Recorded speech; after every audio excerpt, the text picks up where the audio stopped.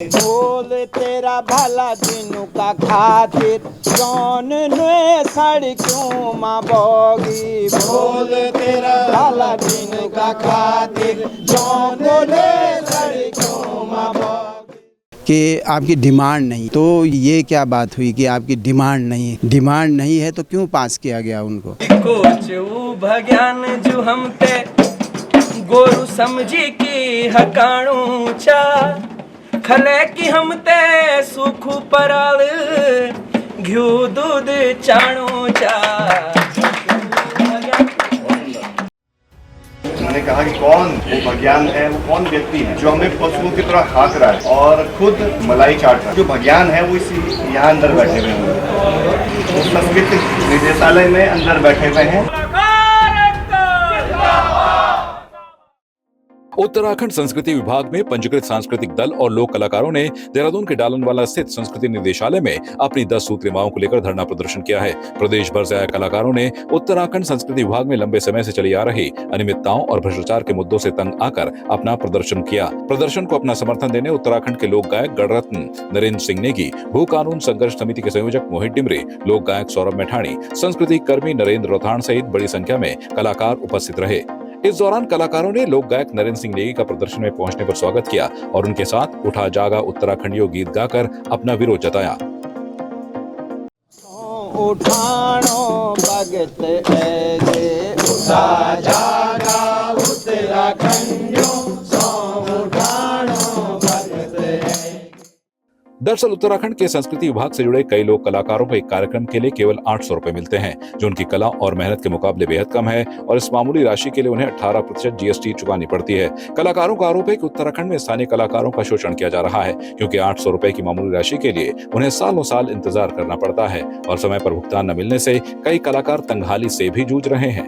लोक गायक नरेंद्र सिंह नेगी ने कहा कि संस्कृति विभाग की ओर से कई कलाकारों का सालों से भुगतान नहीं हो पाया है, साथ ही ऑडिशन पास करने के बाद भी कलाकारों को कार्यक्रम नहीं मिल रहे हैं। संस्कृति कर्मी जो लोग ये संस्कृत विभाग से रजिस्टर्ड हैं, पंजीकृत दल हैं, उन लोगों ने आज यहाँ पर अपनी समस्याएं, अपनी बातें रखी हैं, जो विभाग से उनकी शिकायतें हैं वो रखी हैं और उनका साथ देने के लिए मैं भी आया हूँ। कुछ बातें जो मेरे भी संज्ञान में आई हैं कि कलाकारों की पेमेंट समय से नहीं होती है, सालों तक उनका भुगतान नहीं हो पाता है, तो वो बातें अभी संज्ञान में आई हैं। तो मुझे लगा कि इस पे विभाग को ध्यान देना चाहिए। दूसरे रोस्टर के हिसाब से कई कलाकारों को कार्यक्रम नहीं मिल पाते, उनको यहाँ ऑडिशन पास भी उन्होंने कर दिया है, ग्रेड भी उनको दे दिया है, लेकिन उनको कार्यक्रम दिए नहीं जाते हैं, तो वो एक कमी विभाग की ये भी है, उनको भी दिया जाना चाहिए। और जैसा कि कलाकारों ने बताया कि हमसे कहा जाता है कि आपकी डिमांड नहीं है, तो ये क्या बात हुई कि आपकी डिमांड नहीं है तो क्यों पास किया गया उनको, है ना। अगर उसमें ऑडिशन में उनको पास किया गया है तो फिर डिमांड हो ना हो उनको उनके हिस्से के कार्यक्रम दिए जाने चाहिए, ये विभाग की जिम्मेदारी बनती है। तो डिमांड अगर इस तरह हो तो फिर उधर डिमांड वालों को एक लिस्ट बनाइए और कहिए कि बाकी लोग जाएं, भाई ये डिमांड वाले ही कब प्रोग्राम करेंगे, कार्यक्रम करेंगे। तो ये बातें अभी यहाँ पर हुई हैं और मैं सोचता हूँ कि विभाग इसको संज्ञान लेगा और विभाग की कार्यप्रणाली में कुछ सुधार जरूर होगा, ऐसी उम्मीद मैं करता हूँ। लोक गायक सौरभ मैठाणी ने कहा कि कलाकार के मानदेय से ज्यादा महंगा तो उसका कुर्ता होता है। कितना कम मानदेय है हमारा, और आज जो हमारे बुजुर्ग कलाकार हैं उनके लिए पेंशन की व्यवस्था नहीं है। देखिए, हम कहते हैं बड़े मंच पे बड़े गर्व से कहते हैं जय हो कुमाऊं, जय हो गढ़वाल, जय हो जौनसार, और पब्लिक बड़े अच्छे से ताली बजाती है। लोग रंगमंच का मज़ा लेके जाते हैं, संस्कृति समझ के जाते हैं, और उन संस्कृति कर्मियों की सुध-बुध लेने वाला भी कोई होना चाहिए। बहुत लंबे समय से सभी दलों के भुगतान नहीं हुए हैं, उनकी अलग समस्या है। जो मानदेय कलाकार को मिलता है, मुझे लगता है उससे 4 गुने महंगा तो उसका कुर्ता होता है पहनने वाला, जो मंच पे पहनता है। एक बहुत कम मानदेय संस्कृति विभाग से है। 3-3, 4-4 साल तक के बिल लंबित पड़े रहते हैं, उनका भुगतान नहीं होता। कौन सा बिल का पेमेंट आया उसका कुछ प्रावधान नहीं है कि आपको पता चले कि आपके इस बिल में इतनी कटौती हुई है या इतना आपका बिल भुगतान हुआ है। या हमारे जो बुजुर्ग कलाकार हो गए हैं जिन्होंने 25-50 साल इस संस्कृति को दिया है, उनके लिए कोई पेंशन का, उनको चिन्हित करने का कोई नियम निकाले। और ये जो संस्कृति विभाग के पुराने नियम है इसको चेंज करने के लिए और जो अच्छे अपग्रेड नियम होने चाहिए उसके लिए हम सब लोग लड़ रहे हैं। उसके लिए सभी यहाँ पे कलाकार उपस्थित हुए हैं। ये लड़ाई यहाँ पर जो है आप जीत जाते हैं, वो तो एक अलग बात है। अगर ये लड़ाई यहाँ पर जो है कुछ एक्शन नहीं लिया जाता है, उसके आगे की क्या रणनीति आप लेकर चल रहे हैं? जो हमारी मांगे हैं, अगर उन मांगों को आज या जब भी हम मिलने आ रखे हैं, हम यहाँ पर धरना पे बैठे हैं, जब तक हमारी मांगी पूरी नहीं होती हैं तब तक हम ऐसे ही आमरण अनशन पे बैठे रहेंगे। देखिए, जैसे मुझे लगा कि बहुत सकारात्मक एक दृष्टिकोण से कि एक छोटे सी बात में उन्होंने इस पीड़ा को समझा और तुरंत आ गए। अधिकतर देखा गया हो कि कोई बड़ा अधिकारी सचिव हो या इस तरह नहीं आते, कोशिश करते हैं कि भाई इनको भेजें उनको भेजें। अगर वो खुद आ गए तो सबसे पहली बात ये उनकी सरलता है। दूसरी बात, जैसे जो मांगे हमने करी है कि भाई इसको जो है कि जिला स्तरीय ब्लॉक स्तरीय होना चाहिए। आज पिथौरागढ़, चंपावत, कहाँ से कलाकार नहीं आ रखे हैं, इसका मतलब उत्तराखंड के अंदर इतनी पीड़ाएँ हैं। और रही बात, जब यहाँ कोई सिस्टम ही नहीं है, जब तक सिस्टम नहीं सुधरेगा तो कलाकार ऐसे रोते रहेंगे। पहली मांग है कि सारा सिस्टम सुधरना चाहिए। दूसरी चीज़ ये है कि सबको जो है कि जो पुराने बिल हैं तुरंत उस पर कार्रवाई करके उनके बिल भुगतान होने चाहिए। और रही बात, मैं तो ये कहूँगा कि जिन लोगों के कारण ये संस्कृत विभाग गर्त में चला गया है, उनकी सारे कामों की भी जांच हो, उनके कामों की जांच, और उनको तुरंत जो है कि इस पद से दूर रख के जांच हो। और जांच होने के बाद, क्योंकि सारी मीडिया में सब चीज़ें आप जानते हैं, लेकिन उन पे जांच हो और एक सिस्टम बने, रिक्त पदों को भरा जाए, कर्मचारियों को जो है कि उनके साथ भी अच्छा एक व्यवहार हो, सबके साथ अच्छा व्यवहार होगा, तब जाके हम संस्कृति को समृद्ध कर पाएंगे उत्तराखंड के अंदर। तो ये एक मांग है और अभी देखते हैं, अभी फिर अंदर जाके हम कुछ विषयों पर बात कर रहे हैं और जब बात कर लेंगे क्या आश्वासन उसमें पक्के होते हैं हमारे, किन किन चीज़ों पे काम होगा, फिर मैं आपसे बात करूँ। भू कानून संघर्ष समिति के संयोजक मोहित डिमरी ने कहा कि आज कलाकार अपने अधिकारों के लिए लड़ रहे हैं, जिसको सरकार को समझना चाहिए। साथ ही उन्होंने कहा कि संस्कृति निदेशालय आज भ्रष्टाचार का एक बड़ा अड्डा है। देखिए, हमारे कलाकार बहुत मेहनती हैं और कलाकारों की वजह से ही हमारी अपनी संस्कृति बची हुई है। कलाकार हैं तो हमारी अपनी संस्कृति है, अपनी पहचान है। आज हम देख रहे हैं कलाकार अपने अधिकारों के लिए लड़ रहे हैं, आज यहाँ पे धरने पे बैठे हैं, आंदोलन के लिए विवश हो गए हैं। तो इसको समझा जाना चाहिए, सरकार को इसे गंभीरता से लेना चाहिए।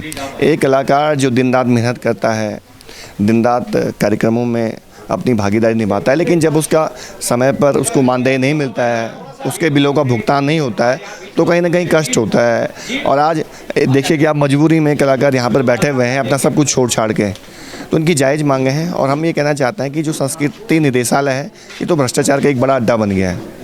यहाँ पर ऊंची पहुँच के जो लोग हैं उनके ही पेमेंट हो रहे हैं। जो आम कलाकार हैं जिनकी पहुँच नहीं है, जो सिफारिश नहीं करते हैं, उनको कोई पूछने वाला नहीं है। तो हम सबसे पहले यही कहना चाहेंगे कि जो संस्कृति निदेशालय है, इसमें जो निदेशक बैठी हुई हैं बीना भट्ट जी, इनकी भी उच्च स्तरीय जाँच होनी चाहिए। इन पर भी बहुत आरोप लगाए जा रहे हैं, इसकी भी जाँच होनी चाहिए। और कलाकारों का जीवन कैसे बेहतर हो, वो कैसे सरवाइव कर सकें, इसको लेकर सरकार को नीति बनानी चाहिए। और कलाकारों की डिमांड है कि उनका रजिस्ट्रेशन हो तो होना चाहिए, बहुत जायज़ मांग है। वो चाहते हैं कि उनका वृद्धावस्था उनका अच्छे से कटे, इसलिए उनको पेंशन का उनको लाभ मिले। तो ये तरह से जो मुख्य मांगे हैं, इस पर सरकार को ध्यान देना चाहिए। और अभी तक हो क्या रहा है कि जो बाहर से कलाकार आ रहे हैं उनको तो लाखों रुपए का भुगतान हो रहा है। कैलाश खैर कोई प्रोग्राम करते हैं, उनको लाखों रुपए का पेमेंट किया जाता है, लेकिन जो स्थानीय कलाकार हैं उनकी पेमेंट लंबित है, उनको कोई पूछता नहीं है। तो ये सौतेला व्यवहार नहीं होना चाहिए। स्थानीय कलाकारों को प्रमोट किया जाना चाहिए। जब स्थानीय कलाकारों जो हमारे अपने कलाकार हैं उनकी अगर इस तरह से उपेक्षा होगी तो हम अपनी संस्कृति को कैसे सुरक्षित रख सकते हैं, ये अपने आप में गंभीर सवाल है। नहीं, हमारी अलग मांग नहीं है। जो सभी कलाकारों की एक मांग है कि उनका समय पे भुगतान हो और मानदेय में बढ़ोतरी हो और जीएसटी का जो है समाधान किया जाए और कलाकारों की जो लंबित बिल है कई वर्षों से, कई बीते वर्षों से, उसको जो है आप उसका समाधान करें, उसका भुगतान करें कलाकार को, क्योंकि बहुत विकट परिस्थिति में कलाकार बहुत दूर दूर जाता है अपनी जान जोखिम करके। अगर उसका मानदेय उसको टाइम पर नहीं मिलेगा, कहीं ना कहीं उसका हौसला कमज़ोर हो जाता है।